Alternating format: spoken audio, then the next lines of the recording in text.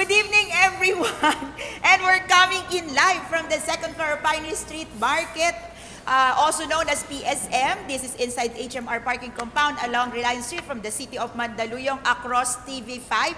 This is Decaf Coffee Republic, and you're joining me for the last and the finale episode of Coaching for the Soul for 2018. So welcome.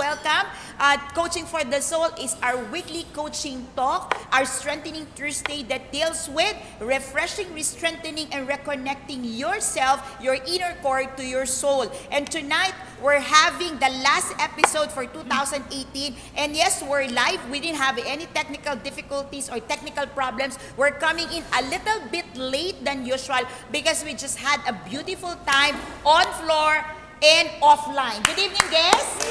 Maraming salamat.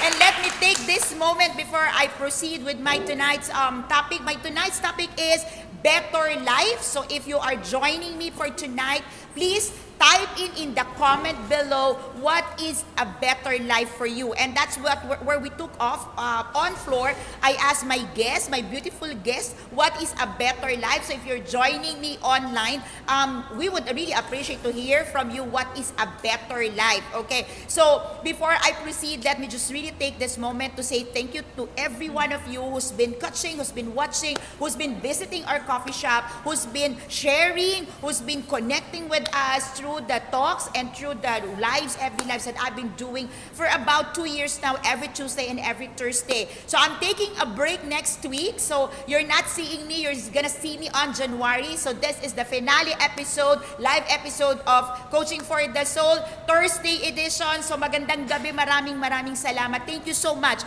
It's been an honor, a pleasure, and really I'm humbled by your support. Okay, I'm really grateful for all of you, even for those of you who would just catch me online because you are not brave enough yet to see me on floor. So I'm waiting and I'm hoping that on 2019, I'll see more faces on floor. Trust me, believe me when I tell you, there are beautiful people on floor. Tama ba? Yeah. And really, the learnings and the learnings that you are getting from me online, there's so much more if you're joining us on floor, because you're gonna hear wisdom, you're gonna hear thoughts, and you're gonna be hearing really takeaways of our beautiful and great people on floor. I'm always a believer that when somebody shared a knowledge, the person receiving it will definitely multiply its value. So just imagine if we have over 10 people on floor and you're here and you are a recipient of over 10 wisdom for tonight. I mean, sobrang sulit ka na. So we appreciate your support online, and thank you for sharing. Thank you for connecting me to other people whom I don't really know. Many of you I don't know personally. Maraming salamat po. And thank you for this is what I always say. My people, my supporters online are not likers. Hindi talaga kayo likers, but I really thank you for messaging me personally. That really warms my heart. But here's what I want you to do for tonight, okay? I'm talking about a better life, and we know that many people would do a New Year's resolution. Tama ba? New Year's resolutions, wish list, breakthrough list, okay? Marami yan. Or mga, what are the things that you are believing for 2019. What I wanted and I really want to ask you to do for tonight is not just to share this video, this online, although you can catch the replay via YouTube, okay, later on. But what I wanted you to do is really tag people in the comment below. Can you just do this? Tag people in the comment below and give them really a note. Why do you think they need to hear this? Why do you think they need to hear what we're talking about tonight? This is very interactive. And if you see, I'm back with my laptop, because one thing that I'm getting with my laptop is I'm able to receive your online and real-time messages. So I'm live tonight. So if you're not comfortable commenting online, you can message me so I can really bring in, okay, your thoughts and your comments. So Coach Ana, thank you for watching. Hello.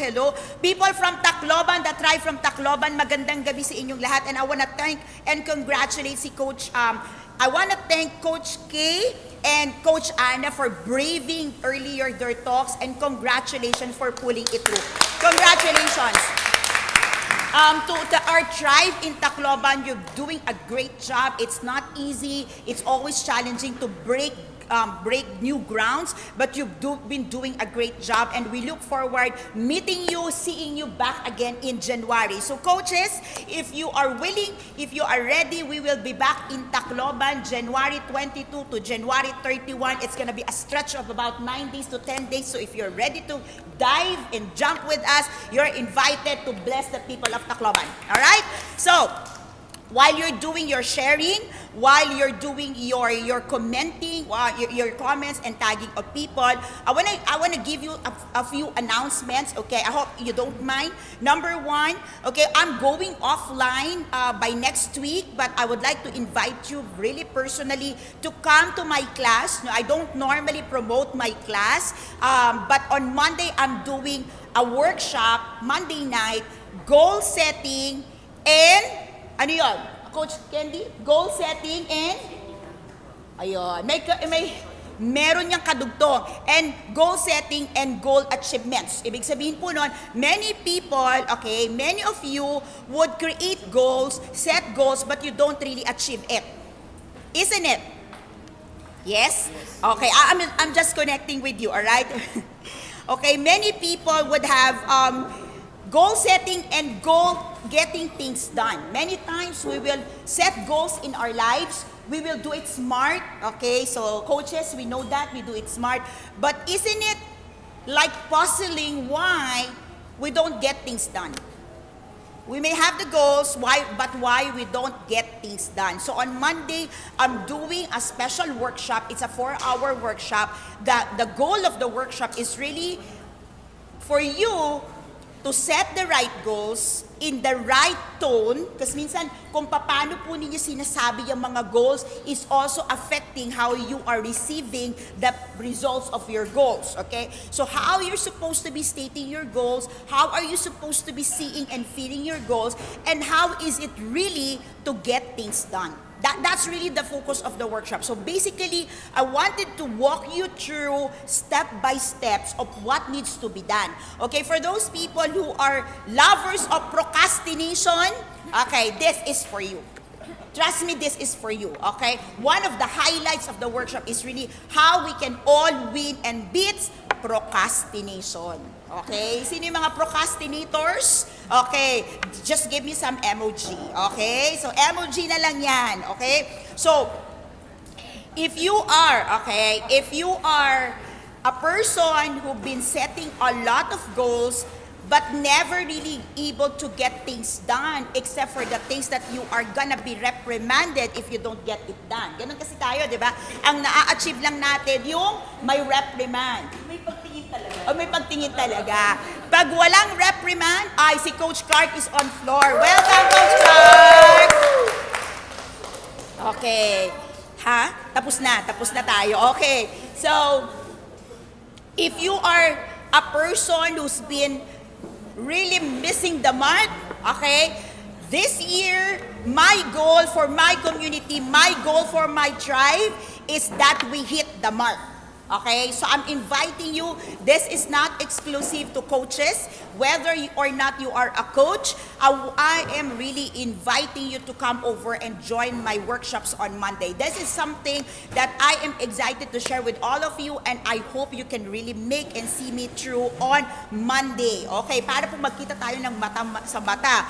Okay, now for all the coaches, okay, if you are a life coach, you are joining my class also. For the last batch of certification class, it's happening on Saturday, December 8 and 15. Okay? So we're having the last batch for the year. Do you still have time? If you still want to register and join me on the last batch for the year, you can register with Rizel.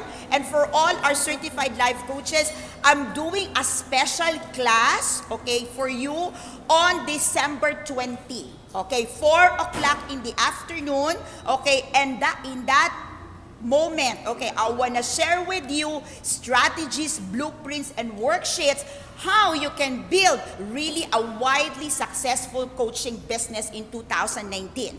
my goal and my eye for 2019 is all the tribe, all our communities to really thrive in 2019, not only financially but really emotionally, mentally, and the total being, including the physical fitness, the physical health. That is the reason why, if you have been visiting us recently, or you're watching or you're following Decaf Coffee Republic, you have seen that we are even promoting now a spa. We're promoting massage, we're promoting therapeutic services, because 2019, my goal is for our community to be really living in abundance. And abundance to me, which is gonna be really the core of my topic tonight, is really encompassing the kind of life that you wanna live. For the tribe, whether you are a certified life coach or not, I am really believing that in 2019, we're gonna hit the mark. We're gonna hit it. We're gonna make it. And I don't believe, okay, that you can be limited except by your own limiting beliefs. And that's what we're gonna crack tonight, your own self-limiting beliefs. Okay? Okay ba yon? Okay na. Okay na, okay. Okay. For the coaches, okay, I'm believing that we will gonna be hitting really the 6-figure mark, okay, for 2019. Okay, why? Okay, you've never heard me promote our profession in terms of money while we are the second fastest growing industry in the world. I never promoted that. But I believe this is also the time that we want to say this. We want to earn more, receive more, so we can bless more. Okay, we've been blessing a lot of people. We've been crossing borders. We've been sending a lot of help to a lot of people in the professions that we do. And the more we earn, the more we can help people. All right? So for the coaches, this is what I got. For the coaches, I'm going to be really working with you. So if you are a certified life coach of the Institute and you've never been back to the house for quite some time, please come back. We're going to be building six-figure. That's really my mark for 2019. You've got to make six-figure number, six-figure business by 2019. And for all of you who's not part of the Life Coaching Philippines, okay, if you're not part of the Certified Life Coaching Tribe and Community, what do I have for you? I'm launching my program, okay, on entrepreneurial. So I'm starting a coaching program, a signature program for entrepreneurs and wannabe entrepreneurs. I have a posting in my Coach A page earlier. If you are an entrepreneur, wannabe entrepreneur, I want to hear, okay, what are your 3 top fears being an entrepreneur? Okay? And what is that one thing, okay, that one thing that you are asking about being entrepreneurs? There are a lot of people who can really make it through, make it big as an entrepreneur, but you seem to be in cage, you seem to be in chain to really make it through. Okay, we have a coach right now she's sharing with us the joy of working at home. And I was talking that many people really wanted to work at home, have the freedom of time, have the freedom of money, but they will not thrive simply because without somebody watching over you, you lose the discipline. All right? So in that coaching program that I'm creating, actually it's created and I want to offer to you is that what will really it take for you to be a successful entrepreneur. It doesn't really matter what business, it doesn't really matter what capitalizations you have, be it like maliit lang, okay? Kasi iba-iba yung maliit, no? Sa ibang tao, coach, ano lang naman yan, 20,000 lang, 50,000 lang yung, you know what? If it is a hard-earned money, even 50,000 is big. Yeah, I mean, I don't know about you, but here's the thing, okay? If you are an entrepreneur or you're listening right now, or if you know somebody who's an entrepreneur, please tag your friends in that comment below, please. Okay, hear me out on this. What breaks my heart as a business consultant is this. You're gonna invest your money, your hard-earned money, minsan po inuutang pa natin, or madalas inuutang natin yan, and you're gonna put it in the business. And you wanna trust your guts. Gut feel ko. Okay, I want to trust my gut feel, and you will just allow your money to go to drain. When in fact, you can really get some professional help just to ensure that your money will be protected.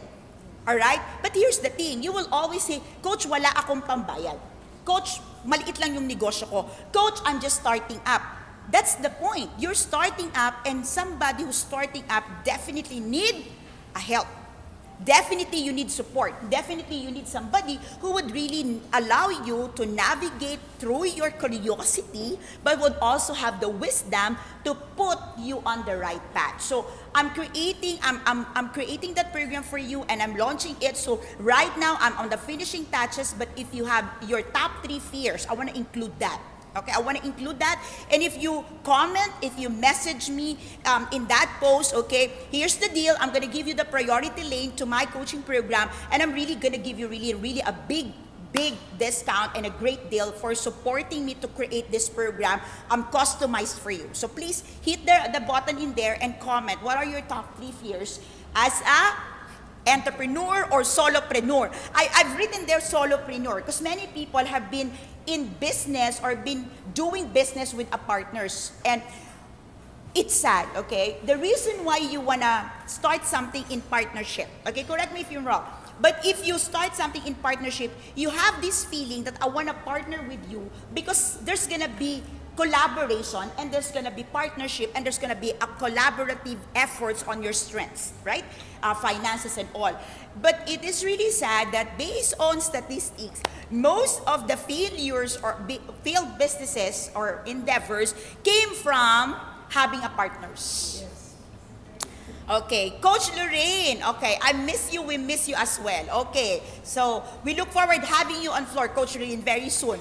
So normally, that's why I would always encourage that if you want some tandem, if you want some collaborative, you might as well really start a corporation. It doesn't really have to be big, but at least you put it as a corporation, so the identity of your business is kind of different than just being partners. Okay, so that is just part of the things that I want to put in the coaching program, so you will be properly guided what type of relationship you may want to begin with when you're starting a program. Because the sad thing is, you put in your money and you start bleeding, right?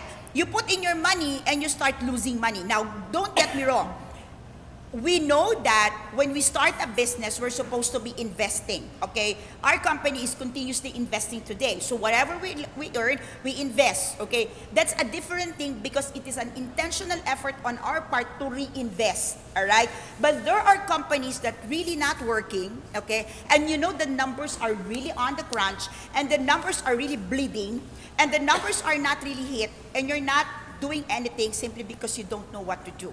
Okay, so I'm having that set, okay, for 2019. So whether or not you are a certified life coach, but if you are part of our community, if you are part of our tribe, you've been supporting us for the longest time, you've been following us silently, okay, silently but with comments and with sharing, thank you so much. 2019, I want to work with you towards a thriving life. And I want to kick off tonight, okay, with the finale episode with, okay, really scratching the surface of a better life. What is a better life for you? If this is the first time, by the way, that we are meeting, if we haven't crossed a path in the past, I am Coach A. I am a certified life coach, and there are 2 things that I do. I coach people back to life of freedom, joy, and happiness. I empower people to be mentally fit so you can stay alive and live beautifully. So I'm an advocate of mental wellness and functional life regardless of your mental conditions. And I'm a believer that regardless of our emotional state, our financial state, your life, my life is sacred. So we have to be alive. Okay? So another thing that I do, okay, I think you've heard it earlier, I do certification program in behalf of the Life Coach Training Institute that is based on Dallas, Texas, USA, and we're having the last batch December 8th and December 15th. So just in case you're still free, please catch and join us. Okay, watching from Kedapawan City, Ansari Bato, thank you so much, okay, for those people who's able to share, okay, our video enrich Luzon, Visayas, and Mindanao. Maraming salamat po. For those coaches, okay, our community in the US, in Texas, magandang gabi, good evening. Okay, if you're catching me live and I'll replay later on, thank you for watching and thank you for tuning. Tonight, we're talking about a better life. And you may have all your definitions. Mary G, thank you so much, Coach A. Yeah, we are welcome. Tonight, we're talking about better life. and regardless of your definition of a better life. Okay, better life means better financial stability. Better life means quality time. Better life means freedom. Better life means peace. There's so much. Okay, but here's the thing. A better life, there's only one thing that you have to really, and this is the gist of the message, and we're gonna crush it down later on, but here's the thing. The better life can only happen, is possible, if you will believe that you were created as more than enough.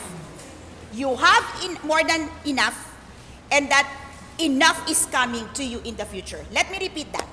A better life is only possible if you can believe that you were created as more than enough, you have more than enough, and that more than enough is coming to you in the future. So meaning, you know that from the creation of time, the way you were created, you have more than enough, that right now you have more than enough, and what is coming to you is more than enough in the future. That is a better life. Many people cannot see a better life because, okay, you are in a space of scarcity. Okay, sinong tinatamaan? Can you give me some emoji? Aray, okay. You know, one thing that limits us from experiencing an abundant life is our own mindset that is called poverty. Poverty mindset, living in a space of scarcity. Okay? You will never experience a life that is better than where you are today, all right, if you cannot believe that abundance is possible. Yeah, let me begin with that. There's nothing we can talk about better life if you cannot believe in abundance, right? Even the issues of peace, even the issues of emotional stability, the issues of relationship improvement, all of that would come from, okay, possibility of you having the thought that abundance in relationship, abundance in resources can come, right? So if you don't have that mindset of abundance, you don't believe in abundance, and your mindset is fixed on poverty, and your space is on scarcity, then there's no better life. There's no better life. So, beginning of the talk, let me just burst that. Okay? You want a better life? Yes. Move to my space of abundance mindset. Move to a space where you can believe that right now, right here, whatever you have more than enough. You were created more than enough, you have more than enough, and more than enough can come to you if only what you have to do, all you have to do today is to accept that you are living in abundance. But many times, all right, when you lost your job, when money is on crunch, when both ends would not meet, you would come and posture yourself like you're so needy. Nothing is working, right? It's just a big deal when you don't have money. But I tell you, a lot of millionaires and billionaires, all right, with all the money in the world, can still live in a scarcity. Tama. Yes. Can I have some emojis in agreement? Yeah. Would you believe? 100s. Okay. The stars. Okay, let all the stars coming in there. When you have this scarcity mindset, you will always be thinking that there is not going to be enough in the future. Take a look at it. If you got a work and you are in the posture and the space of scarcity, you are the person who always see what is not working in the workplace. And we are now quiet. Right? Yes. You were given a 13-month bonus and you start feeling, bakit sa ibang company, 14-month, my 15-month, hello? Right? Okay, comparing. Because you are coming from a posture of scarcity mindset. It's not the abundance mindset. Okay? Your mindset is scarcity. Okay? You're seeing what is not there. Yes? Hello? Okay? You have a relationship that seems to be working. Looks to be working. And you start saying, hindi naman siya ganun kagwapo, ba't yung asawa niya gwapo? Compare. Diba? You attend gatherings, and then when you come home, alam mo si ganito, may ganito na sila, and hello, can't you just compute everything that you have today and just be grateful for it? Yes? Yes. Hello? Yes. Okay? A scarcity mindset is what some people would call, okay, I'm not sure if you've heard of this, stinking thinking. Stinking thinking. It is a stink. S-T-I, mabaho. Yeah. Mabahong pag-iisip. Yeah. It's a bad way of thinking that makes you believe you will fail. Hi, Coach Kay. Yeah? Or that you are not a very good person, or here's the thing, that something bad will always happen to you. Okay, ito yung, you would always challenge, you would always question, and you would always doubt whatever is presented before you. Ikaw ba to? Kaya nga stinking thinking, ang paho, parang, ano? No eh, the pessimist would always see what would not work. But the stinking thinking, even if everything is working, they would really focus on that one thing. Hanggat wala, parang, no, that's too good to be true. Okay. An abundant mindset, you believe, here's the thing, that everything within you can make you succeed. Yes. Yeah. How many of you doubted the very person inside of you? Can I do it? Am I worth it? Do I deserve this? Wow, familiar words. Sounds familiar? Yeah, hello? Yeah. Can I really do it, Coach? Who's gonna do it if not you? I won't do that for you, hello. I'm not gonna do that for you. Okay? Or the question of, do I deserve this?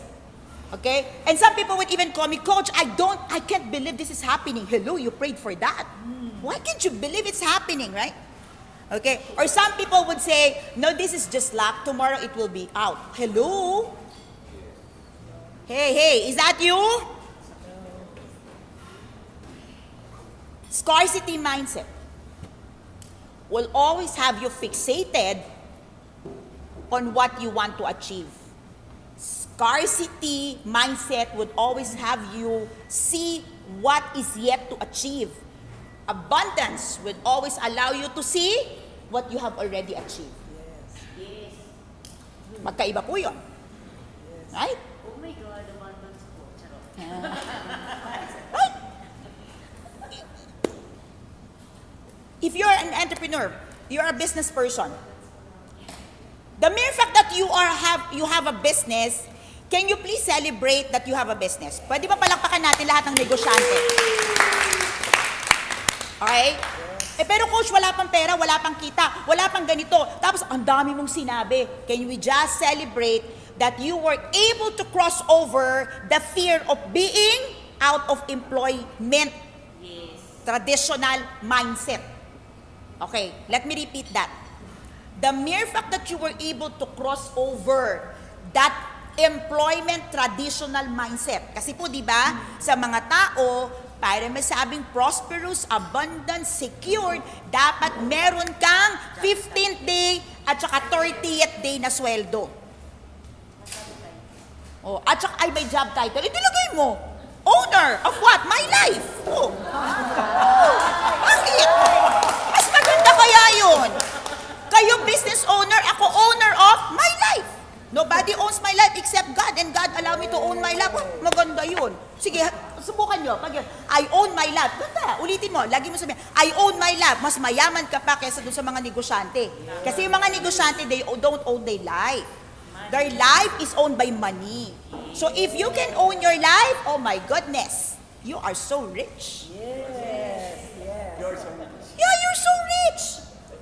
I don't know about you. You may have all the billions in the world, but if you're not happy, then I'm richer by you. I'm much richer. Because I love my job. I love the things that I do. I love my life. I love my community. I love my people. Kahit nangangagat sila, kahit kurong-kurong sila, I so love them. Yeah. I am just talking to people. Don't get me wrong. I respect all of you who's been in the corporate world. But let me just take this moment to encourage all the people who wants that financial freedom and the freedom of time. You know, financial freedom will only come if you believe you are capable, you are worth it, and you were made for it. Gusto mo na financial freedom pero gusto mo may nagsusweldo sa'yo, eh disweldohan mo sarili mo. Pwede naman yun, right? As long as you, don't get me wrong again, I respect if you love being paid by 15th and 30th, 10 and 25th. If you want that, then go ahead.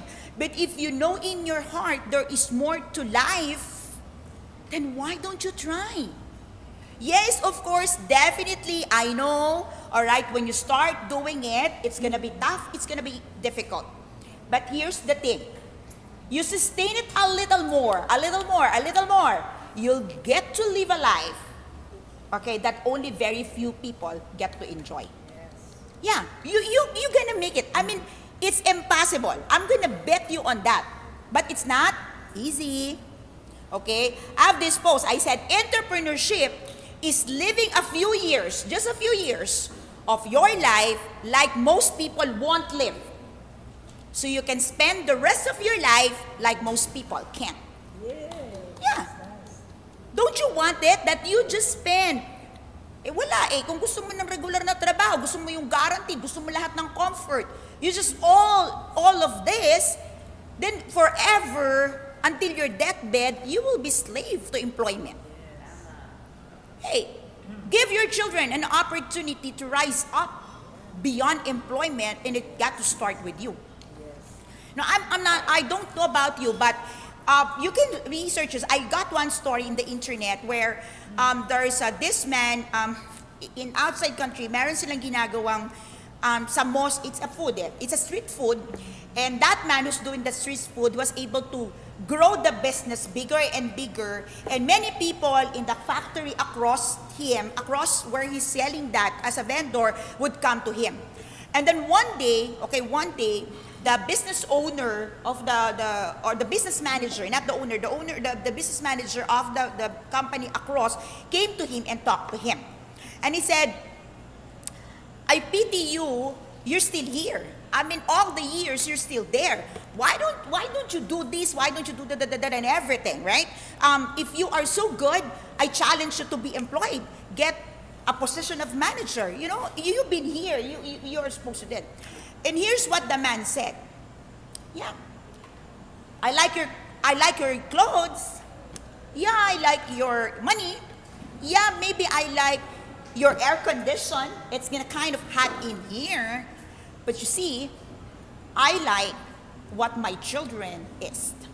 My children's are children of a business owner, unlike your children who are children of a slave. That's what he said. Maybe today, you look at me as really non-compared to what you have. But I like what I have. My children are business owners. My children are children of business owners. Your children are children of a slave. And that hits the man, like walk away and said, like, wonderful. That's a true story. You can research it in Mr. Google. There's such a story like that.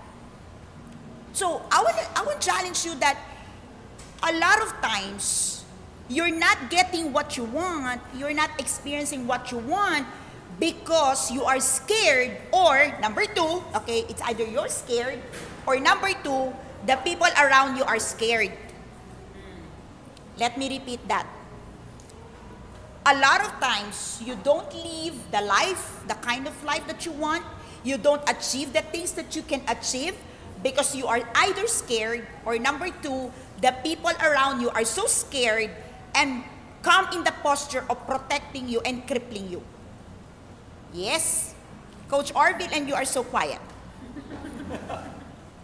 Okay. Who among you here have seen a lion? Lion? Hello, hello, lion. Okay. Where do you see lions? Zoo. Huh? The wild? Who have seen lions in the wild? Ay, mga jet sa safari. Huh? Picture. All right. Okay. Most of us, maybe all of us, have seen lions in the zoo, right? Okay, raise your hand. Give me some emoji. All right. How do you look at the lions in the park, in the zoo?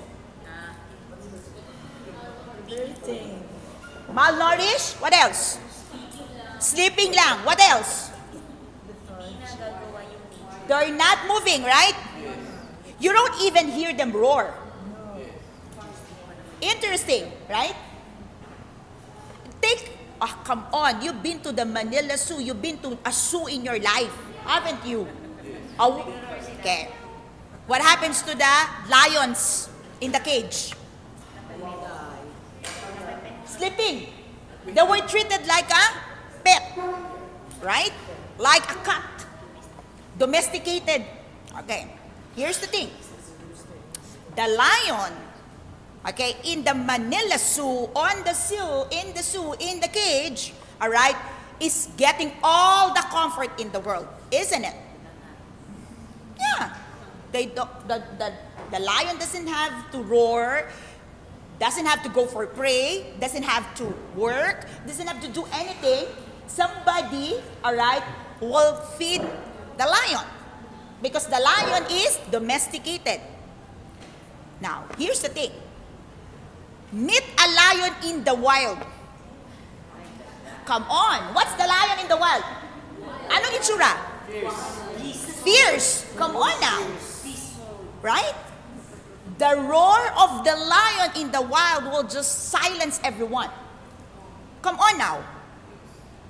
The lion doesn't even have to do anything when it is in the wild. I don't know about you. Try going on hunting, and if you see a lion, you will run. Come on. I don't know if you will just treat it like a, oh, come on, there's a lion. No, you don't do that. Trust me. I will bet you in the Manila Zoo, in the zoo, when we see lion, we go there with our selfie. You cannot do that in the wild. Oh, lion, let's take a picture. Come on. You see what happened to you. Hey? I'm just talking about the lion here. Are you getting my point? But you're humans. You wanted the cage. You wanted to be domesticated. Coach Myrene, hello. Right? You want the comfort. But what kind of life do you want? If you are a lion, you are supposed to be in the wild. You're not gonna live the kind of life you want, you deserve, you are capable of if all you want in your life is comfort. Yes. Comfort. And approval. Yeah, if you're a lion, you go to the zoo, you're being approved. Oh, come on, so cute of the lion, so big the lion, come on, picture. But if you are in the wild, they run from you. They scared of you. They don't want you. Yeah, because many people are so scared to see who you are. So what do? You run after these people and please them. And in the process, you lost yourself. And my guest, hello, are you there? Can you connect? Okay, can you just give the person next to you a big tap? Okay, lions? Ano bang sinabi ko? Sabi nila, black.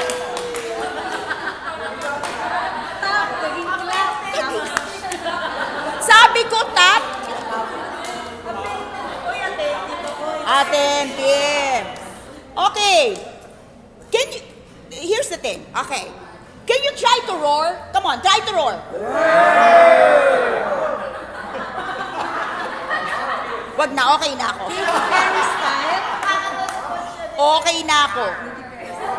Okay. Of course, when you roar, you don't like the sound because that's not your voice, right?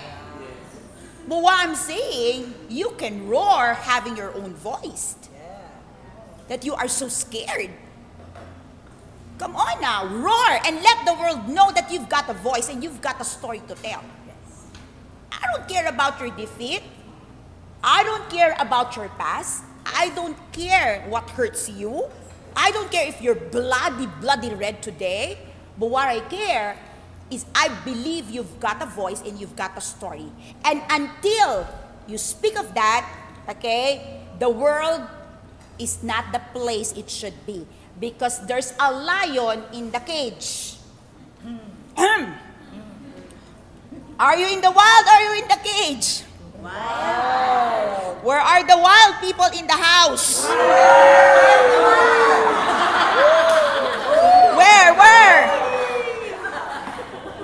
Where are you people in the house? Okay. If you are in cage, okay, can you picture with me a cage? Nakakita na po kayo ng cage? Sa Tagalog, kulungan. Yon. Alam mo yung cage? Okay. As long as you remain in the cage, okay, and you don't want your voice to be heard and your story to be known, here are the things that's happening. Listen up. Someone's life is not changing because you are keeping your voice. Hello? Yes. Okay. Someone else out there can't see their potential self because you continue to be silent and coward.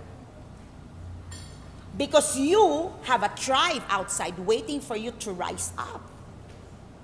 Hey. Number 3, if you still don't want to talk, realize that someone out there feels the same way as you do.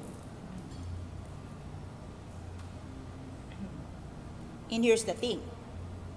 If you don't speak up and leave the lion inside of you, you will never be the hero whom God have called you to be. Yes. Do you know that every one of us have a hero inside of us? Yes. Naniniwala kayo doon? Yes. Nasaan? Hero? Hero? Sige, tingnan mo yung katabi mo kung mukha siyang hero.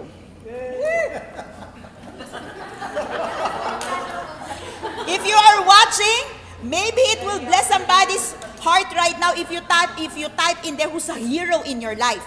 Sino bang mga heroes ninyo?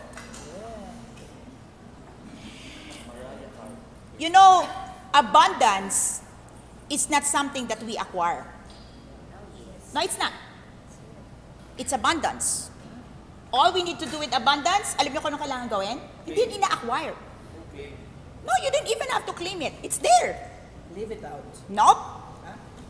Tune in. Magkaiba ng frequency, nasa FM, nasa AM ka. Yeah, you just have to tune in. Take a look at it. Same person, in the same place, with the same food, with the same family, one is feeling abundant, the other is feeling all the lack. Oh, isn't it true? Yeah. We can be on the same plane, and I'm enjoying my chips, and you are complaining, okay, that you are in the fire exit. Gusto pa naman natin, binabayaran nga yun ni Coach Kenty. Yung fire exit, oo. Gusto niya yun. Yung iba parang, fire exit? Eh kung anong mangyari, baka mapano ko? Tingnan mo, ibang tao nga binayaran yan eh. Yeah, I've seen people like that, right? Okay, the flight stewardess will come. Okay, you are seated in the fire exit, and when they said, no, I don't like it. Nagpanik. While some people will pay for it because of the comfort. The space, right? Kasi mas maluwag. Pero here's the thing. With all the comfort comes responsibility. Eh ayaw mo ng responsibility. Kaya ka nahihirapan sa buhay mo.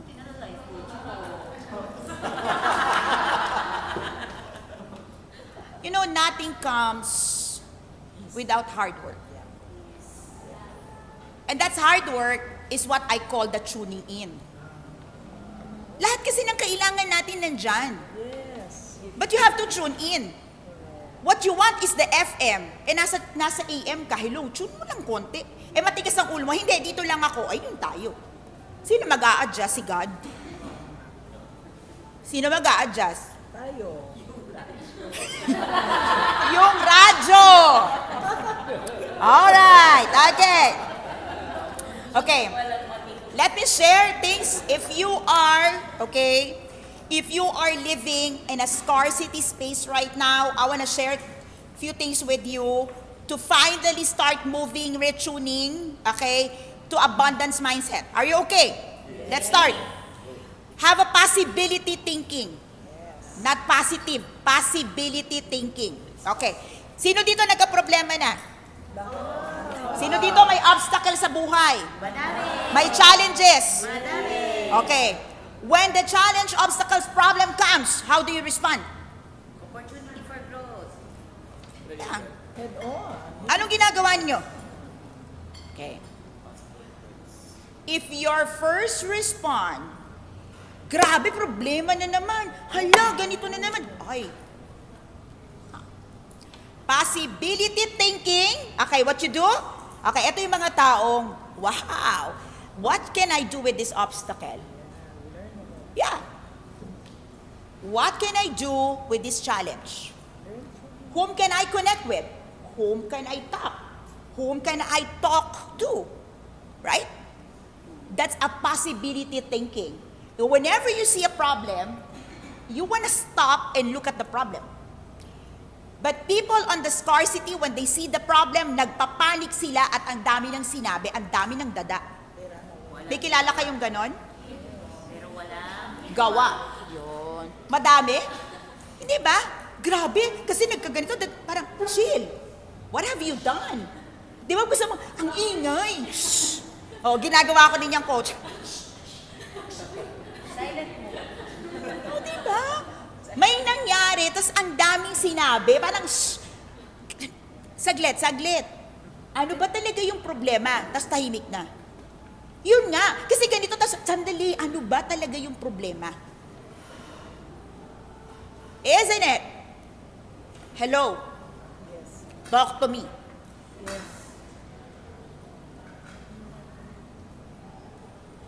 Many people, when problem arise, the first response is panic. Agree. Kayo ba yon?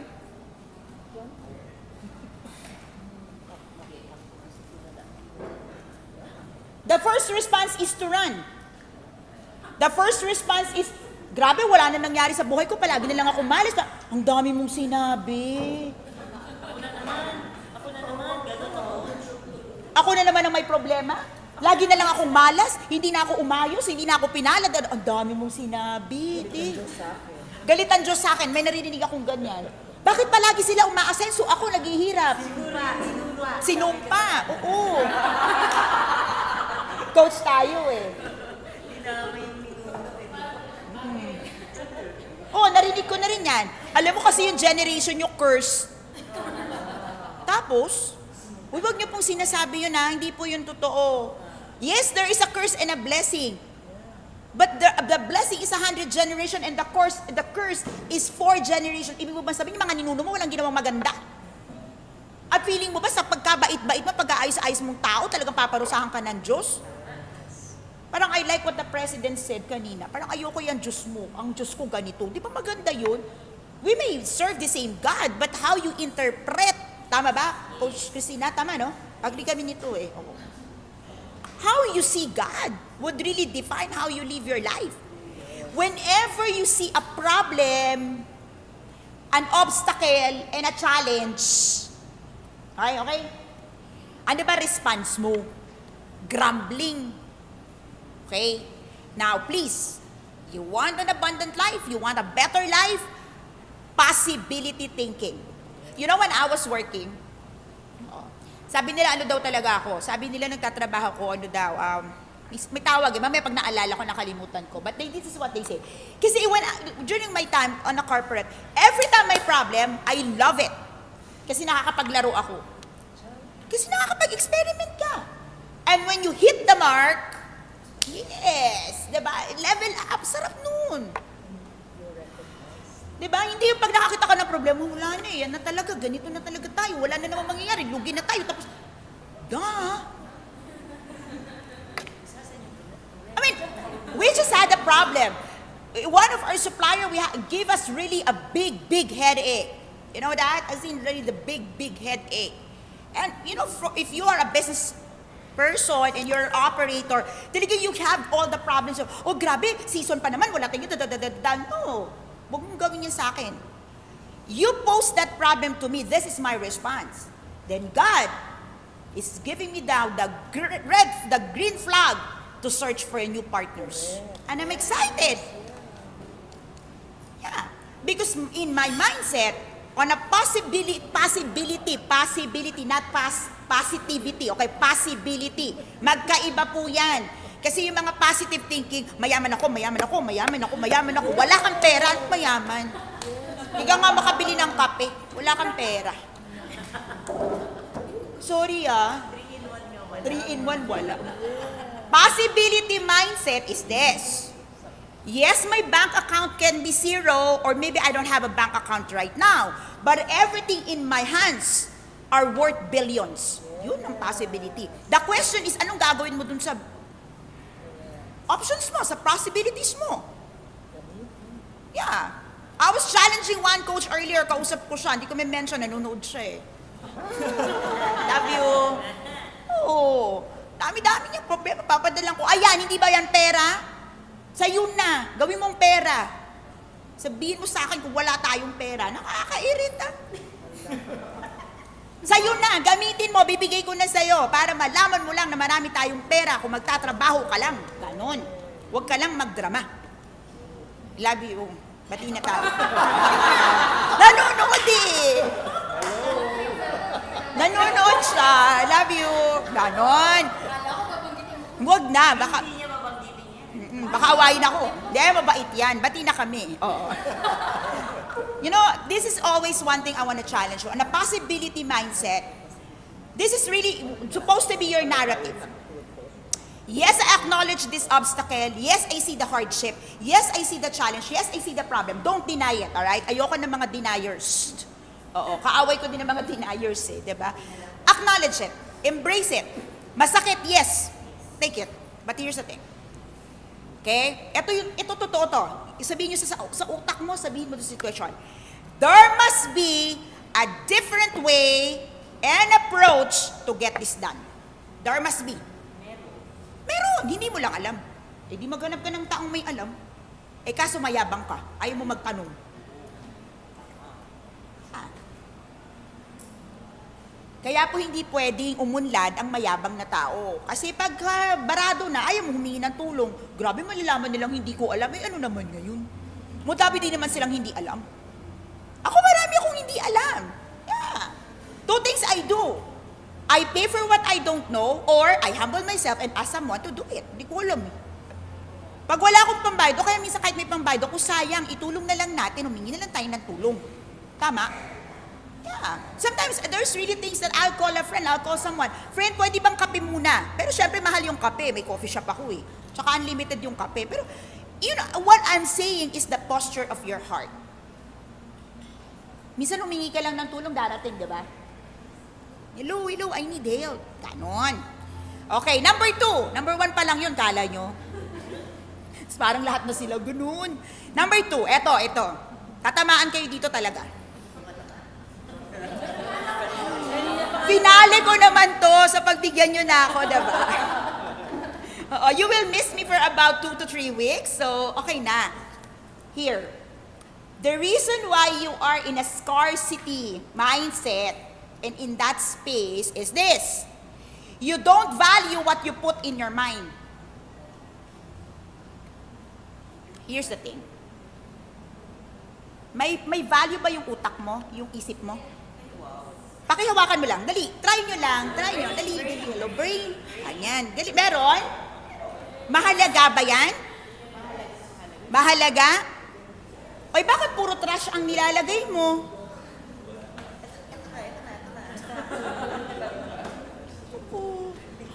Bakit kung mahalaga yung utak mo, ang nilalagay mo lahat bitterness? Lahat ng pang-aapi sa'yo, pang-aalipusta, pang-liliit? Tamang-tama kayo.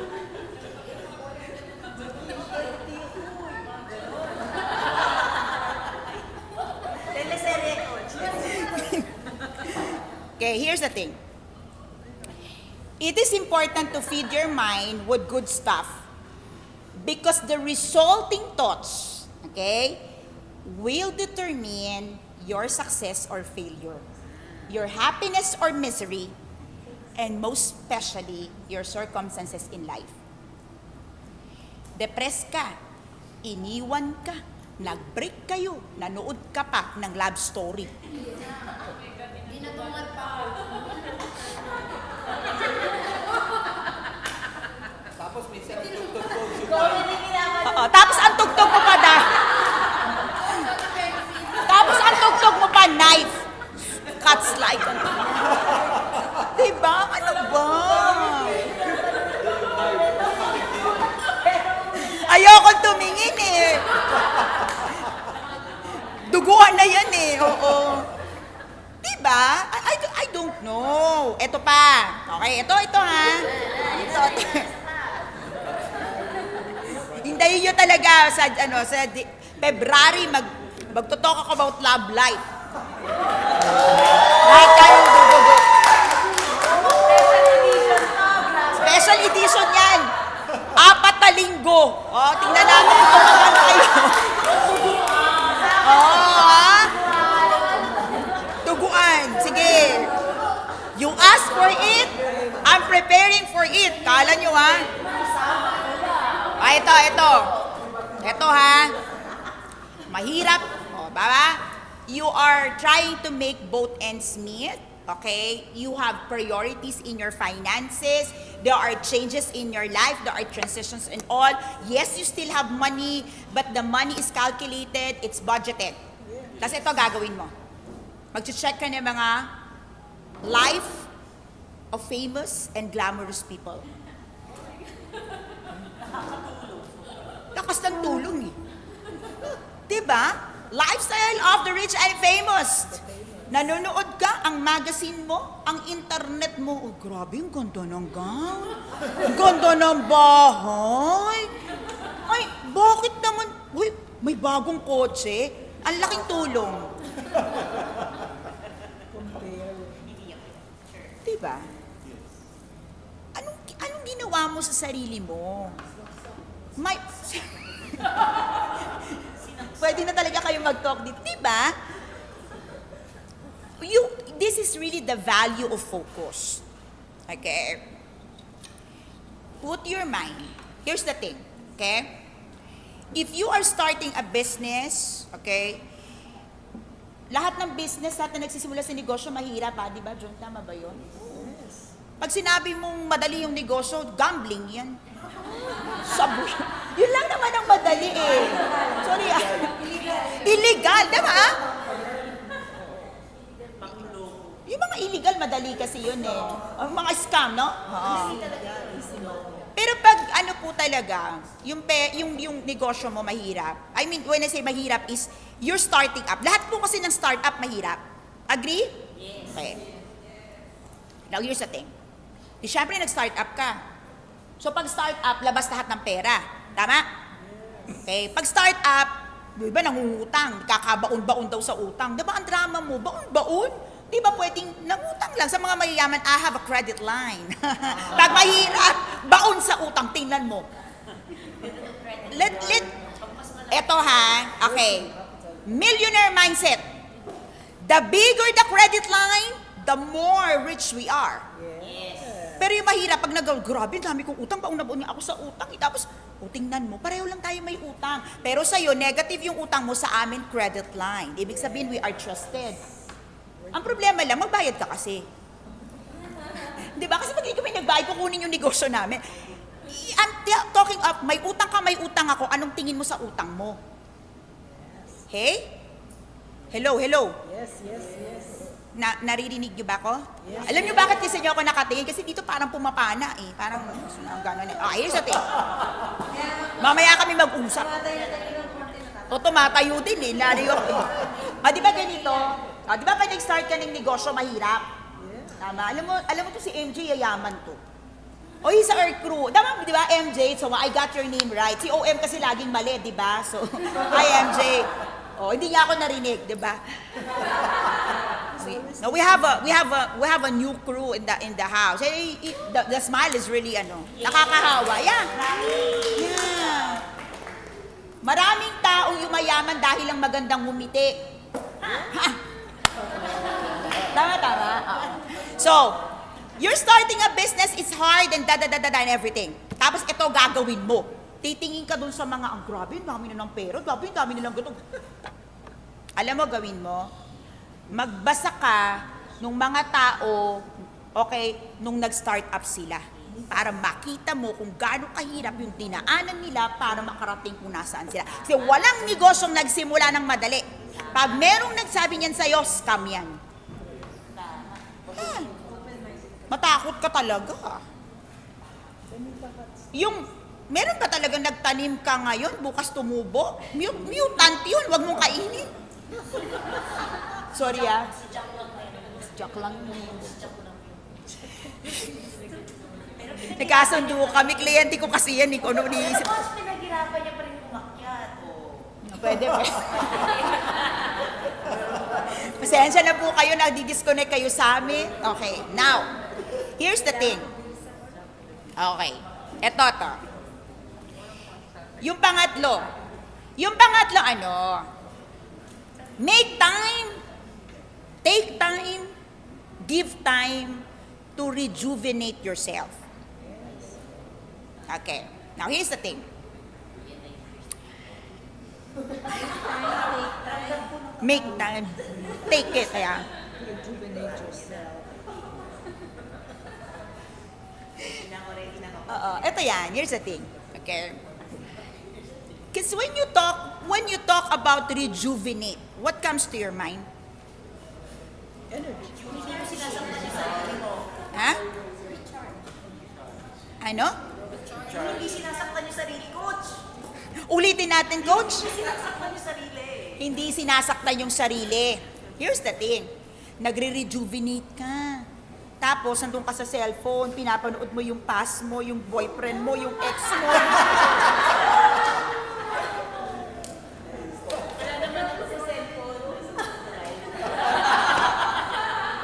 Hindi ako nagsabi noon, ha? Okay. I'm going on a sports just to sweat. And in that sports, I'm playing with the man who hurts me and treat me like a crap. Galing, di ba? Ha? Okay, here's the thing. Meron ba? Hindi ba ako tapos? Okay. When you rejuvenate, please respect the moment that you are rejuvenating yourself. Some people will travel, go on a vacation, pero ayaw huminto sa kakatext, kakabukas ng laptop. Hey, tama? You know, rejuvenate can even happen, during dinner time. Rejuvenate can even happen during shopping time. If only you will cut yourself and get yourself disconnected from all your stresses. Yes? Yes.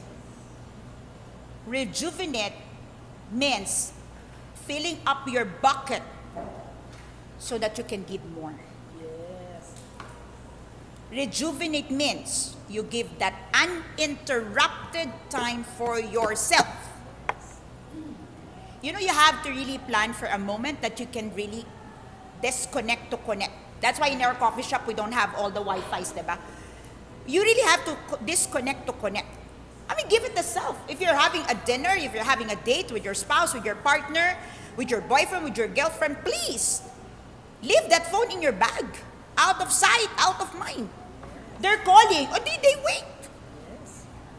Will they die if you don't answer? Let them wait. Right? Hello? And sometimes, nobody is texting, nobody is calling, you keep checking your phone. Baka may nag-message. Umasa ka na naman, wala naman, nalungkot ka tuloy. Moving on, malapit na po. And okay, finally, okay. The most important thing that can make your better life, okay, and better life is moving from scarcity to abundance is this. Value yourself at the very core. The reason you always have the worst day of your life is because your expectations does not match your reality. You always see what is missing, but you miss to value yourself at the very core. On-floor guests, online guests. Can you just take just this like a second, a 30-second break, and just look at yourself right now? What do you see? What kind of self do you have? What matters most to you? What matters most to you now? What is it that you value? Good morning, Coach Kendra. What matters most to you right now? What is it inside of you that most matter to you? And you can tell to the world, I am so glad I have this thing with me right now. How can people value you if you don't value yourself and you keep missing yourself at the core? The biggest questions I have for you, what matters most to you? Tonight, that's my question to all of you. What matters most to you? Because that what matters most to you will define your better life in 2019. You may get everything in the world, but if that what matters most to you is not available, is not present, that's nonsense. If you understand what matters most to you, you can value yourself at the core. Everything else fails as long as I have my family. I know I'm winning in life. I don't know about you. And to me, family is not only by blood. To me, my family is my tribe. I don't know about you. I was talking to someone earlier and I said, if I have to buy your life just so you stay alive, I'm going to do that. I have to give all my money just so you stay alive. I'm going to do that because your life matters to me. If I have my money in the bank and you die, I don't care. So how many of you just go for money, money, money, money, and you lose the people who love you, who loves you? You go for people who doesn't value at all, but the people you love and who loves you back are just waiting on the side. Tumingin ka kasi. You complain about the relationships that are failing, but hello, how many people are loving you? And just because you cannot forgive yourself and you cannot forgive others, you're missing the mark of a beautiful life and an abundant life. You are worth more than the rubies. You are worth more than anything in the world. But you cannot find that value if you don't know what matters most to you. Am I making sense? Yes. The only thing that it would take for you to overtake the scarcity that is holding each one of you right now back is that scarcity mindset. It's just a mindset. Sabihin mo, mindset, reboot. Okay. You have to believe that you are more than enough. You have more than enough. So you are more than enough. You have more than enough. And more than enough is coming to you in the future. You have to have this possibility thinking when obstacles present itself to you. You have to put value to what you put in your mind. Take time to rejuvenate, disconnect from all your stresses and burdens, Okay? And finally, the key is really to value yourself at the core. At the end of the day, what spelled the abundance and the scarcity is the value that you put in yourself. Good night, everyone. This is Coach A. Thank you for joining me. This is our finale episode for 2018. I'll see you back in 2019. Have a Merry, Merry Christmas. Enjoy the holidays. Good night.